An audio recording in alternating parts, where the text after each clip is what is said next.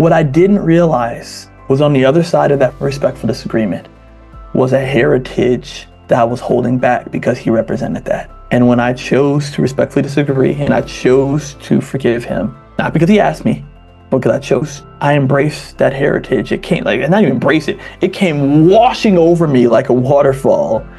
And that's what I now when people see me, they see me representing, Ghanaian patterns. The logo in our company is a Ghanaian pattern.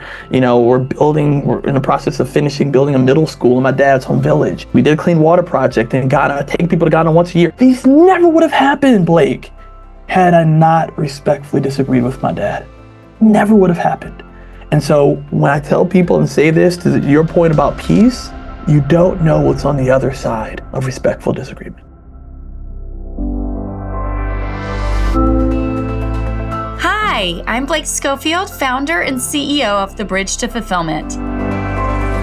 Mom to 3, USA Today top 10 professional coach, and former corporate executive who got tired of sacrificing my life for a comfortable paycheck.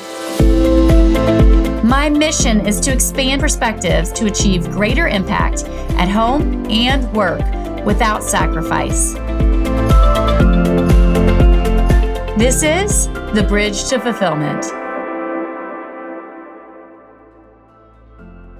Welcome to an incredibly powerful episode of The Bridge to Fulfillment. Today, I am interviewing Justin Jones-Fosu. He is incredibly powerful in his story, in his work, and in what he's going to share with you today. Justin is a full-time dad who happens to be an international speaker, social entrepreneur, critically acclaimed author, and a mountain climber who recently conquered one of the famed 7 summits.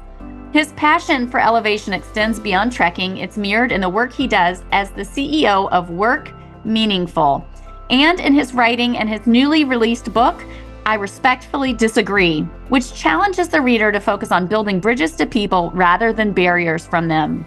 I can think of no better time in our society to be having this conversation, to really be talking about how do we create more joy, more ease, more unity in our relationships and in our society. In this conversation, we talk about his personal journey, ways to create personal growth, more peace and joy in your life, and also in your relationships. I really encourage you to listen in. If you're driving and you don't have the opportunity to take notes, no problem. You'll probably want to come back again and listen to it. He gives some really simple, very practical ways to start to do some of the work that he shares that I think are incredibly powerful. And if you even take just one of these elements and apply it in your life, I think you will see huge positive momentum and benefit. So with that said, here's Justin. Justin, welcome to the Bridge to Fulfillment. I'm really pumped to have you today. Thank you, Blake. I am pumped too. I just went to the gym just to get even more pumped up for you.